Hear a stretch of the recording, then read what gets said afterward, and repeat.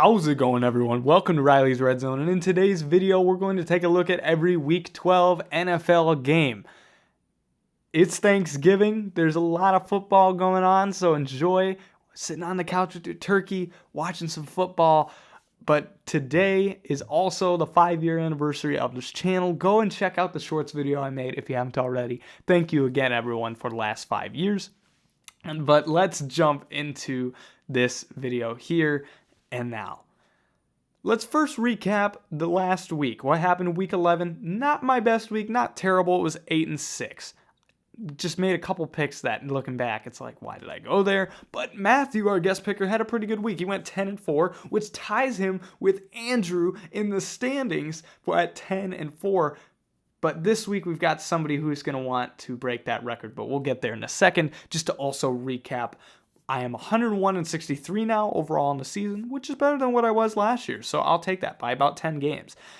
I did miss my 2 underdog picks last week, so now I'm 18-36, but just stay tuned. I got a lot of them on this episode.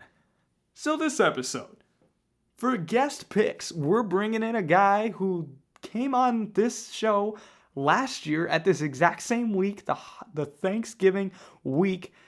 And so I thought, let's bring him back this week. We've got Danny this week making his selections. He's also got some notes for me to share of why he made these picks. As always, comment down below if you would like your picks to be featured in a future installment. And with that said, let's start talking about this week's games. Let's start with the Thanksgiving matchup, starting with the Packers and the Lions.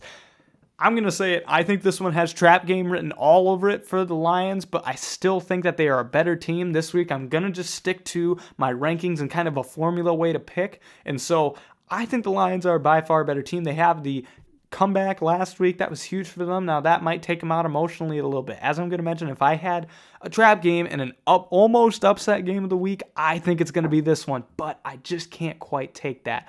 Lions are 7.5-point favorites. The Packers are on the rise again. They get the win over the Chargers, but I'm going to go with the Lions. I think they're a better football team. Danny does as well. Lions have a solid roster is what he's saying. I have to agree. I think that they are a solid football team. Commanders, Cowboys. Big favorites are the Cowboys here. I think that on their on days, they play like one of the best teams in the league, and I think they keep it rolling this week. They've got things firing on all cylinders. And Commanders, Sam Howell can rip it, but he also throws a lot of picks. It might, it's like it's an up and down. It's Brett Favre again with that. Danny has also got the Cowboys here. It says Dak keeps playing well and the offense keeps it rolling. Yeah, let's see if that happens. We've both got the Cowboys in that one. Niners, Seahawks, though, we have a little bit of a disagreement. I think the Niners are back in that top 5 in the league, borderline, if not in there for sure. I think that they're getting back to speed. Brock Purdy is bouncing back. They had that losing streak in the middle of the season, but they're on their way back towards the top. But the Seahawks are a really tough team to play in their home stadium. That I have to say. I just think that they're a little banged up this week and a little unhealthy that might lead to some problems. Geno Smith, don't know if he's playing as the moment I'm recording. And if it's Drew Lock, I think that significantly downgrades. Ken Walker got hurt last game. DK Metcalf also dealing with an injury. But Lockett's ready to go, so we'll see there. Danny has the Seahawks in this one, and I have to agree that he does say it's tough to play in Seattle. He thinks it's a bounce-back game for Geno in the offense. If Geno plays, this could be a big bounce-back for them, and either way, you never know with that offense. Once again, 7-point favorites. That's another number there for the Niners. I'm going to take the Niners in that one, but this could be a close one on Thanksgiving night.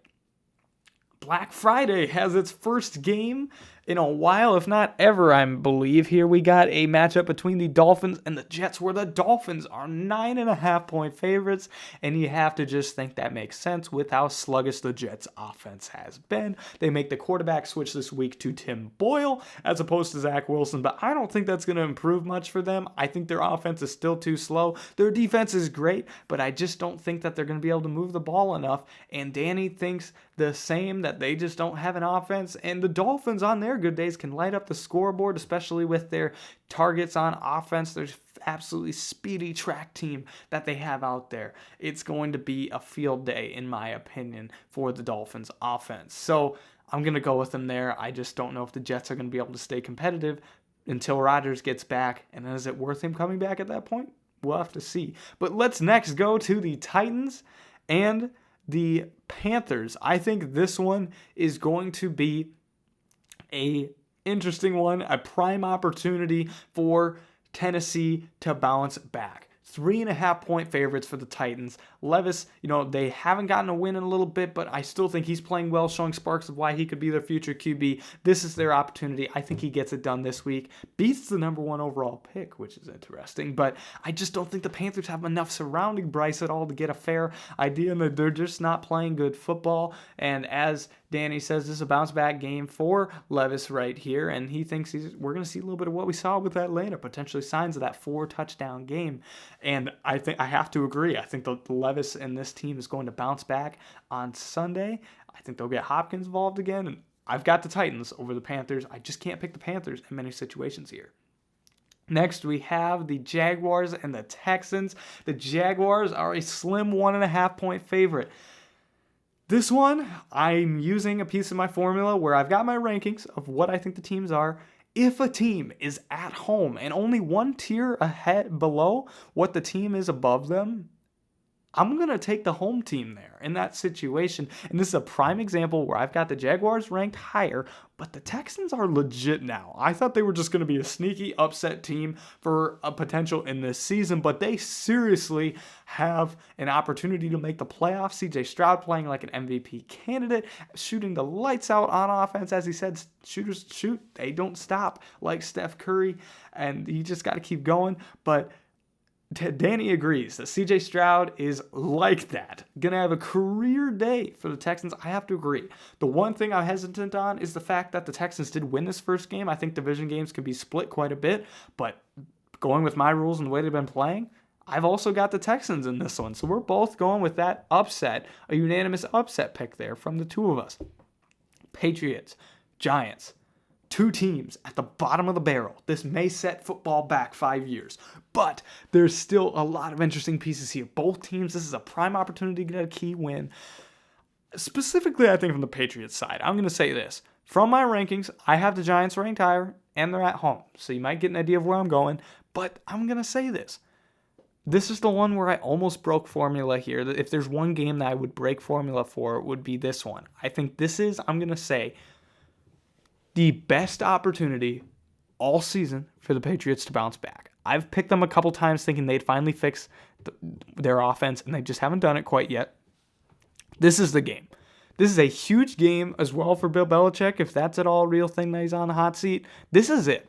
This is a prime game. You're going against Tommy DeVito and this Giants offense. You have not done anything in a while, but this is the game that you can finally get back on the right side of the scoreboard and get a win. But just sticking to my formula, which if I did last week, I would have gotten a couple extra games right instead of breaking off course. I have to go with the Giants. Do I think Mr. Tommy DeVito is the best quarterback available? No, but I still think that they can go against the Patriots here, which I just don't think are great. But as Danny mentioned, Saquon can't do it all. Absolutely agreed. It's going to have to be DeVito who steps up a little bit here for them to get a win. This is once again the best opportunity Patriots have for a win. Danny's going to go with it. The Patriots are 3.5-point favorites on the road. I have to think that's absolutely wild. Although I'm not shocked they're the favorites. I'm shocked it's by that much. I'm going to go with the Giants, though, in that matchup. Saints, Falcons, basically a coin flip. This game is the kind of split. If you look at different odds here, it's different teams have favorites. So we're not going to mark either team as the underdog. It's just two split. Sometimes one company will have a team, flipped or something, but this is like completely split across the board. So not going to claim an upset pick for either of us here. Hint, we pick different teams. Going by what I have in the formula here, I am going to go with the Falcons. I don't think the Falcons are very legit. I've been very hesitant on them this season. They've been kind of flip-floppy. They have good games and bad games, but the Saints have just been not quite what I thought they were after the beginning of the season. I just think that they are slowed down. And I haven't seen anything super explosive from them as of late. So for that reason, I'm going to go with the Falcons. I think they finally utilized Bijan a little bit this week, and that is key for them to keep it going. It looks like Ritter might be back at quarterback. That'll be interesting too. I think a get-back game for him. Danny does have these Saints. He thinks Falcons can't sustain drives, and they continue to underutilize Bijan. I completely think that could happen. It is all how they're going to use him. They got to move the ball offensively. I don't think it's going to be a huge concern stopping the Saints if they pass the ball a ton, but I think it's going to be more, can the Falcons get on the scoreboard? Next, we're going to go ahead and go to the Steelers and the Bengals. 1-point favorites are the Steelers. I thought that would be a larger number because I'm going the other direction, but I thought it was going to be more of an upset pick. Steelers have a lights-out defense. They finally make a change at offensive coordinator this week. They fire Matt Canada. But I think it's going to be about 3 weeks till they really get back up to speed. And so for that reason, I think this is a potential trap game there. I think that the Steelers always win these games like 17-13. I think that although Jake Browning is not it, I think he could still put up that many points in the game. He can sling it a little bit. I'm shocked that, he's been given the opportunity here, that it seems like he went from almost not playing at all to he was the backup in Cincinnati, but he's an option they have, and they still have A.J. McCarron, I think, on the practice squad if they really want another one. But they're going to go with Browning. I think he can get there enough that I think the Steelers are on the right direction, and eventually their offense will improve. But right now, Pickett, I believe, is a little bit broken, and I think it will take at least 3 weeks for them to get back up to speed. So I'm going to go with the Bengals and an upset pick here, 1-point underdogs. Danny is going to go with the Steelers. He thinks it's going to be a little bit tough for them to figure it out without Joe Burrow, and yeah, that certainly could be the case for sure. But I'm going to go with the Bengals here in an upset choice. That one going to be interesting to watch. Next, let's go with the Bucks and the Colts. This one, split game. I think this could be a coin flip. Bucks look good at times. Baker is the guy that will always keep a team in any game. I just don't know if I've seen it consistently for them to really be a team that I can put some faith in. The Colts here are a team that just is winning, and I don't know how really. I mean, they're okay on both sides of the ball, but they're moving it. And so I have here that I have got the Bucks, I think, ranked a little higher on the rankings, but Colts at home is why I'm going to take the Colts here as 2.5-point favorites. I'm shocked that they're the favorites here, but once again, that home team might make that switch a little bit. But I am going to go with the Colts. I think that they move it enough offensively here. I just think we'll get an off day from Baker, but if Baker plays well, then Bucks probably might even win this convincingly. Danny does have the Bucks, thinks the Colts offense will continue to struggle. That certainly is. As I mentioned, I don't really know how they're pulling together these wins, but they can move it just enough. They just got to give it to Jonathan Taylor this week, in my opinion. Browns, Broncos. This is a tough one. I'm surprised that it's a 1.5 point in Denver's direction for the spread, but then again, we didn't see a ton from DTR last week at the quarterback position for the Browns. They went and got Joe Flacco to the practice squad. The Browns defense is so good. They just need, and I've talked about it with people, like the Browns just need an adequate quarterback.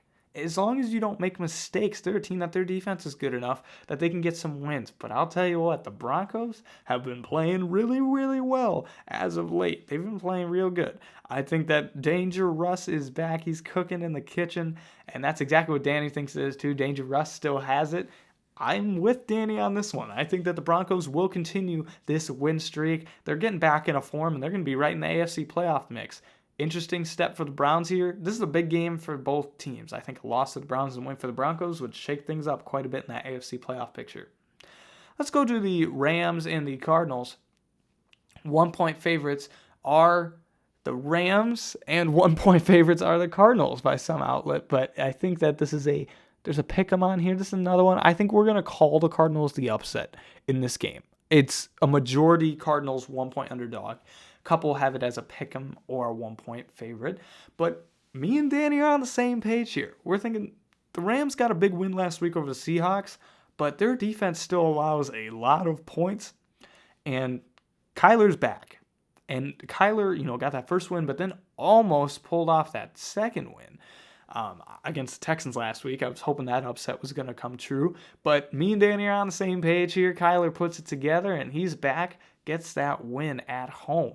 That would be huge. I just think Kyler back in the lineup, I really don't know. Like, we'll get into offseason talk when we get there, but that's going to be an interesting situation. Like, the Cardinals might have a top pick, but I think that Kyler is a good enough quarterback. I'd rather them, depending on what pick they have, I actually think that Kyler will get them enough wins where they'll be out of that, like, top 3 picture, but with Kyler at quarterback, like, I don't know if they need I'd rather them get Marvin Harrison Jr., for example, or a tackle rather than pick another quarterback, but we'll see how that turns out in the offseason. Bills, Eagles. This is an interesting one because the Bills just can't put it together, it seems, right now. They're just so hot and cold, and I just think we've seen more cold than hot. They played the Jets last week, which wasn't a huge challenge, in my opinion. And the Eagles have the best roster in the league. Now, they are keeping games close, and I don't think that they're unbeatable. I think that if they can get caught once in January and their playoff run could be ending early, but on paper, they are the best roster in the league right now, and I think that I have to go that direction. Josh Allen needs to not turn the ball over as much as he has this season. Danny agrees. Flag will fly. Allen will continue with interceptions. If there were a defense that's hard to play against, Eagles might be the one. So we're both going to go with the Eagles in that one. 3-point favorites are the Eagles there. We're both going with the big favorite in this next one, which is the Chiefs and the Raiders. Chiefs, I think, get a bounce-back win. Tough game against the Eagles. So close at the end, but they couldn't pull it off. We're both going in that direction that Chiefs bounce back. Danny thinks that Kelsey has a big game. We'll see if he can find some Blake space in the end zone. Are you ready for it? Had to throw that in there, but the Raiders are going in the right direction, but I just can't pick them over the Chiefs here. I think, once again, they made a good decision getting rid of O'Connell and going with Antonio Pierce as well, a head coach, going with O'Connell at quarterback, but I think that they're going in the right way. I just need to go with the Chiefs here. They're a smart choice, so we both have the Chiefs. In that one, final 2 games, we've got the primetime matchups to end the week. A lot of primetime games. We get 4 this week. Kind of, I think the Friday one could be considered a kind of primetime. Ravens, Chargers. The Chargers, man. Every week they get it so close and they can't pull it off. Like, ever. They just can't pull it off whatsoever, and it just doesn't get done. And so, got to go with the Ravens here. They're one of the best teams in the league right now. Lamar is playing phenomenal. I think I'm still going to get to an awards video. He's playing like an MVP candidate, and Danny thinks the same. Lamar will play like an MVP, show why he's an MVP. But Chargers just can't get this done any week. It's one of those, if you keep picking the Chargers, they're going to get so close, and it's just going to bite you every week, and I've been down that road. I've done it a couple times this year. So I got to go with the Ravens in that one. And to close it out, Bears, Vikings. I'll tell you this. I think the Bears could be very sneaky, pull off some upsets in these last weeks with Justin Fields back at quarterback. But if there was a game they could win, it was last week. Come on. They had that in the bag, and they just couldn't do it. That was my almost upset pick of the week last week. I knew that was the one that I almost picked, and I didn't. At one point, I was thinking, I should have just gone with it. But Lions did pull it out. And the Vikings, I think we saw more of what the Vikings were kind of more on average look like against the Broncos. Like, a team that is decent. I think that was the more mean level, like the average of Josh Dobbs' play. I think you will get a turnover to a game, but with the surrounding cast he has, it's a lot better than what he had in Arizona, and so I think he'll play better. I think he's fine. Like, he's a good quarterback in this system and situation. And the Bears are just hard to pick, but as I said, like, they'll pull off some upsets here. We both, though, are going to go with the Vikings. They're 3.5-point favorites. Danny thinks there will be no picks, no interceptions from Dobbs, and a nice win. I think that the Vikings can get a bounce-back win here as well. So thank you so much for tuning in to this week's picks. Once again, thank you for the last 5 years. Go check out the shorts video if you haven't already. And as always, I'll see you in the next one.